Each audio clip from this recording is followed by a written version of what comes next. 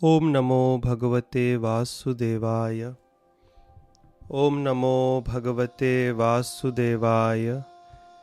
Om Namo Bhagavate Vasudevaya. Reading from the Bhagavad Gita, chapter 7, entitled as Knowledge of the Absolute. Now, this particular section of the Bhagavad Gita is the essence of the entire sacred scripture. Gita is compared to a sandwich. Now, what is the most important part in a sandwich? The middle portion. It is the middle portion that gives sandwich that value, that name. We never say bread sandwich, we say cheese sandwich, vegetable sandwich, like that. So the essence is most important. Similarly, Gita has 18 chapters. The two layers, the first 6 chapters and the last 6 chapters, they are like those two bread pieces. But in the middle 6 chapters are what the Gita is all about. They give true meaning to the essential message of the Gita. The first 6 chapters are entirely dedicated to Karma Yoga. The last 6 chapters, Jnana Yoga. But the middle 6 chapters, they specifically and exclusively focus on the most important science, that is the Bhakti Yoga, which is most intimately related to us, the souls. It deals directly with the soul. Although the first 6 chapters are sometimes put into one section as Karma Yoga, but not all the 6 chapters are talking about Karma Yoga. Very few verses Krishna has explained Dhyana Yoga, Bhakti Yoga, Karma Yoga or Karma Kand. And in the last 6 chapters also, he has spoken a little bit about Jnana. But most of those chapters also are ending with emphasis on Bhakti Yoga. And specifically, chapters 7 through 12 are entirely exclusively devoted to Bhakti Yoga. This is where Krishna brings out his heart. So this is the essence, and we must listen to these chapters very carefully and try to internalize and apply in our life to get the real rewards. Now, starting with text number 1, 2, 3 of this chapter, what are these verses talking about? Modern thinkers often have a notion of proving everything empirically, experimentally, and rejecting anything which cannot be directly perceived by our senses. While this may seem a logical, objective, and rational approach, it does have its inherent limitations. Why? Because we have imperfect senses. Then how do you understand things those beyond your immediate perception? There could be things beyond what we can perceive also. Why should we think that we are the center of the universe, and how do you prove them? For example, if we wanted to find out what is BBC showing us tonight, the most obvious approach would be to consult a TV guide, and then you could subsequently verify by actually watching the programs. In other words, we can't depend on our sensory experience to provide all the answers. Accepting a higher reality from a proper authority, accepting a superior guidance, always opens up new opportunities to experience the truth directly. Now imagine if everything could be verified by our own perception. Why should we send our children to schools and colleges? Why should we have educational institutions? That means learning involves hearing from a superior authority. So Krishna begins this chapter by stressing the absolute necessity of hearing from spiritual sources, from the bona fide teachers, to understand universal realities. And this is known as the descending path of knowledge. That means we hear from superiors on this path, and that's how we gain knowledge. So let's start with the recitation of the verses. Text 1. Krishna continues with the same theme because he ends the 6th chapter, the last verse, talking about who he thinks is the greatest yogi, somebody who engages in his devotional service, thinks of him within. He is the greatest yogi according to him. And he continues with that theme, with that theme in this chapter and the remaining 5 chapters as well, till chapter number 12. Shri Bhagavan Uvacha, text 1. Maya sakta manah partha yogam yunjan madashrayah asamshayam samagram mam yatha gyasyasi tachshunu. The Supreme Personality of Godhead said, "Now hear, O son of Pritha, how by practicing yoga in full consciousness of me, with mind attached to me, you can know me in full, free from doubt." The last verse of the 6th chapter, Krishna says, Yoginam api sarvesham madgatenantaratmana shraddhavan bhajate umam samay yuktatamo mata. One who worships me, remembers me, serves me with shraddha, with faith. That is the greatest yogi for me. And now Krishna continues, and now here, how by practicing yoga in that consciousness, by practicing this type of yoga, that is bhakti yoga, one can know me in full, free from any doubt. Otherwise, Krishna is the greatest mystic, he is the greatest mystery. Even the great munis, yogis, after performing tapasya for thousands and thousands of years, cannot understand him. But he is understood only when he wants to reveal himself. And he reveals himself to us only when he is pleased with our devotional service. He doesn't reveal himself to jnanis or dhyanis or karmis or karmkandis. He only reveals himself to his bhaktas, devotees. And therefore, engagement in the devotional service, that is bhakti yoga, is the easiest, quickest, safest and surest path to know him, as he himself explains. And Krishna now is going to explain the supreme knowledge about himself. As I said, we can only know him and the mystery behind this creation of his only when he reveals it. It's a revelation, and he's going to give us that revelation.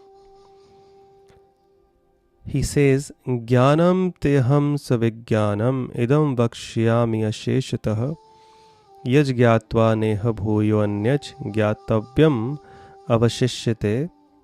I shall now declare unto you in full this knowledge, both phenomenal and numinous. This being known, nothing further shall remain for you to know. Now, he's saying that whatever he's going to speak in this particular section, this is the ultimate and absolute knowledge. Once you know this, you don't need to look for anything else. You would know everything. And this is a very, very special type of knowledge which is not received, which is not gotten by anybody utilizing his material senses. This chapter is known as the knowledge of the absolute. Absolute refers to God. And such kind of knowledge cannot be perceived with material senses.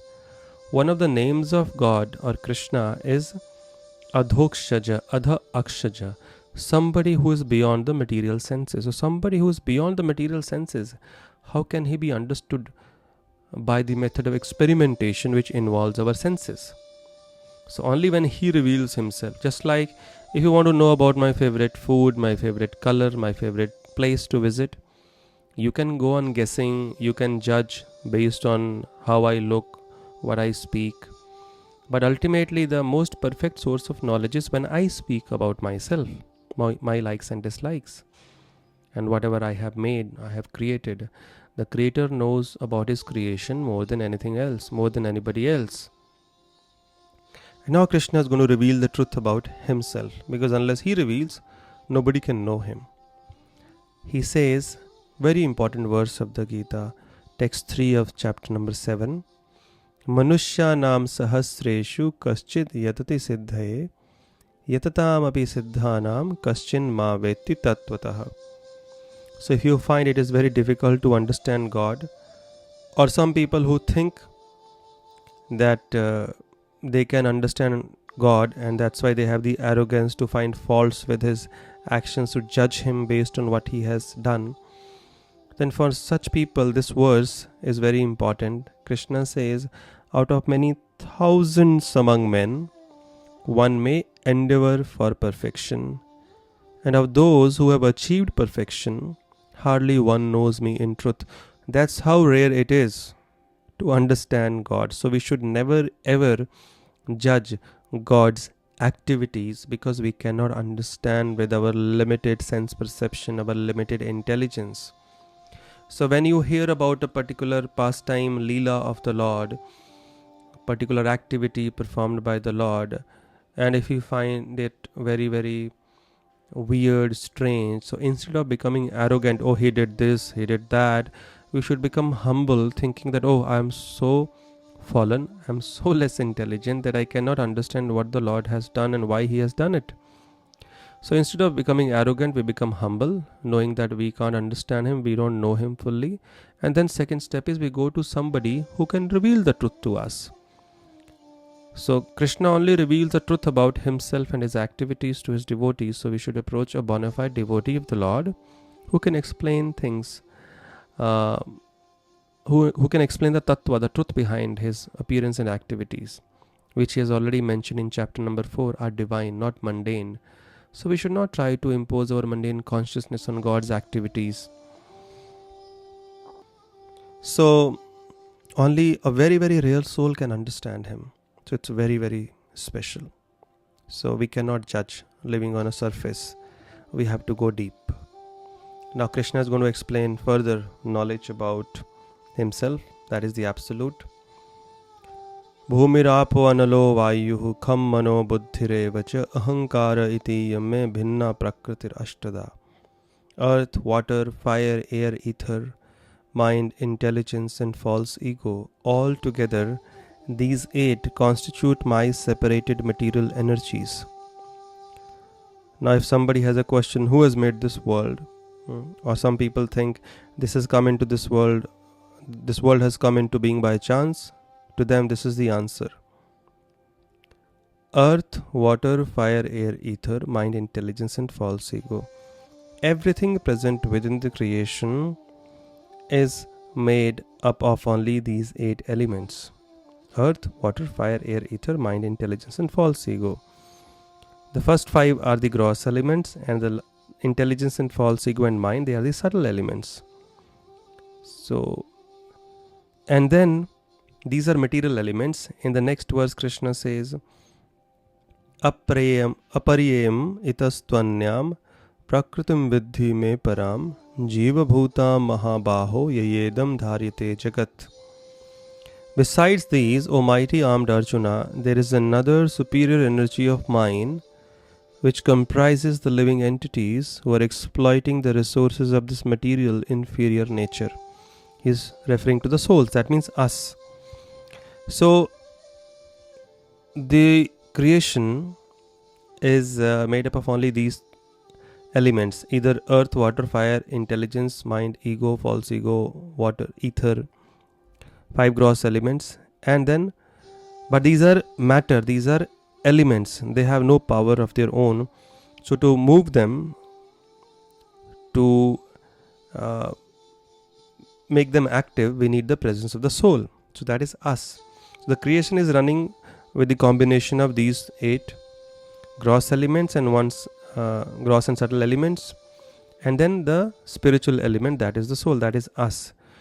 So suppose a table in your house, it's matter. Unless the soul moves it, it cannot move. Unless we move it, it cannot move. So soul is required. The body is matter, made up of earth, water, fire, air, ether. Then the subtle body made up of mind, intelligence, false ego, but it has no consciousness unless the soul is there. So soul makes it move. And Krishna says all these, both two categories of energies, etad yonini bhutani sarvaniti upadharaya aham krishnasya jagatah prabhavah pralayastatha. He says whether it's the gross, the subtle or the spiritual, all created beings have their source in these 2 natures only. That means everything is made up of these 2 only, these 2 energies which he just described. And then now he gives his verdict. Of all that is material and all that is spiritual in this world, know for certain that I am both the origin and the dissolution. He says, whether you talk about the souls or you talk about the gross and subtle elements, that is matter, I am the origin of all of it, and I only destroy them at the time dissolution. Souls are never destroyed, but Krishna then removes them from the material platform. So they are unmanifest for a long, long time. So, but behind everything, Krishna says, I am the cause. People have been struggling to find out the origin of the universe, the cause behind this creation. Here he is declaring. And if somebody has any doubts, then please go through all the scriptures of the world and come up with any one personality who has made this claim, the divine personality, that he is the origin of the universe. Only Krishna has, and he's been accepted as such by the great powerful saints of the past, Ramanujacharya, Madhvacharya, Sri Vallabhacharya, Vishnu Swami, like that, Yamunacharya. So they are the authorities, and here Krishna himself is declaring that he is the origin and dissolution of everything. Lord Brahma has explained, Ishvaraha Paramaha Krishnaha Satchidananda Vigraha Anadiradir Govindaha Sarva Karana Karanam. Ishvaraha Paramaha Krishna. There are many Ishvaras, controllers, but the supreme Ishwar, so the supreme controller is Govinda, Krishna. Satchidananda Vigraha. He has an eternal body, blissful, full of knowledge. Anadiradir Govinda. He is the origin of everything, but he himself does not have an origin. Some people ask a weird question. If God made everything, who made God? That's a weird question. By definition, God means the creator of everything. So the creator of everything cannot have a creator. If he has a creator, then the creator should be addressed as God. So God by definition means he was there when nothing else was existing. He is the origin of everything and everyone that exists in this world. So this question is wrong. He is the origin and the dissolution of everything. And then Brahma says, Sarva Karana Karanam. He is the cause of all causes. Without his sanction, we can't fulfill our desires. We may desire, but we have no ability to fulfill those desires unless he sanctions. So he is the ultimate doer. He continues explaining the truth about himself. It's a very, very special knowledge that Krishna is giving, and which cannot be figured out with blunt material senses. And it is so blissful that the Lord is now revealing himself to us, the truth about himself, in his own words. Mattaha parataram nanyat kinchidasti dhananjaya mai sarvam midam protam sutre mani ganaiva. Very beautiful analogy he gives. He says, O conqueror of wealth, there is no truth superior to me. There is nobody above him. And everything in this creation rests upon me as pearls are strung on a thread. Beautiful. So just like people challenge, if God is there, show me. No, Baba. Just like if you see a beautiful necklace, you glorify it.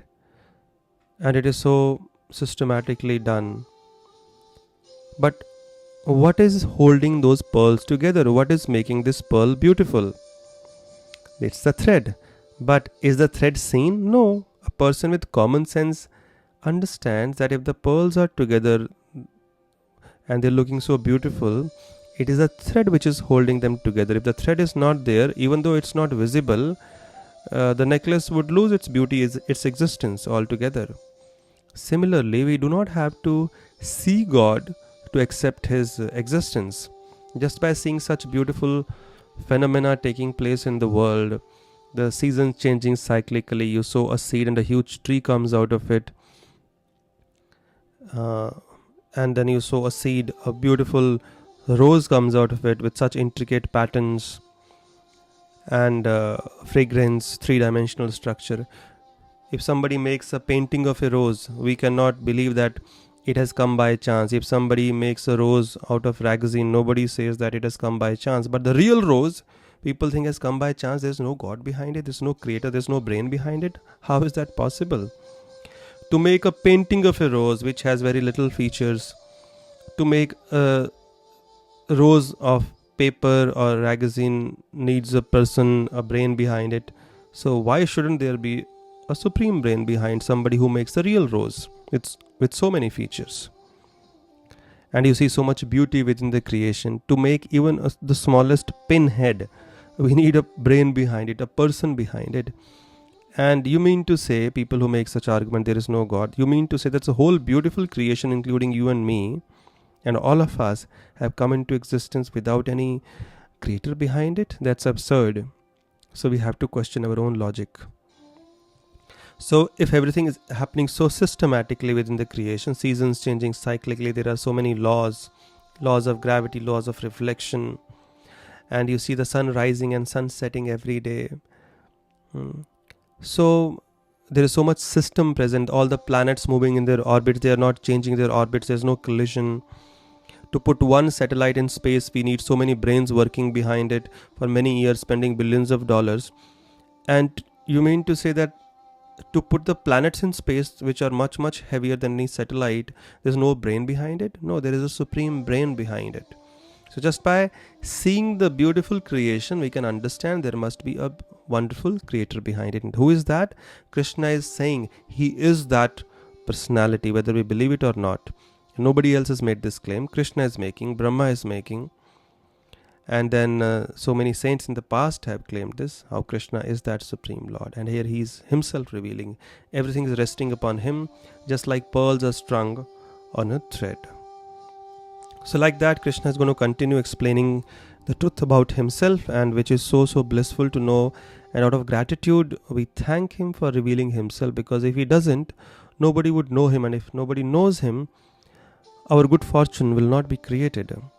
When he comes into our life, he brings all types of auspiciousness, and he steals away all types of inauspiciousness. So this is one of the ways to bring him into our life. And this is how we can remember the Lord, that even though with these eyes we cannot see him physically, but now by hearing the knowledge which is explained by him in this chapter, when we look around, when we see this beautiful creation, when we see the sun, we see beauty, we see the planets, we can immediately remember, oh, Krishna. So we can use this as an impetus to remember Krishna while we are busy working in this world.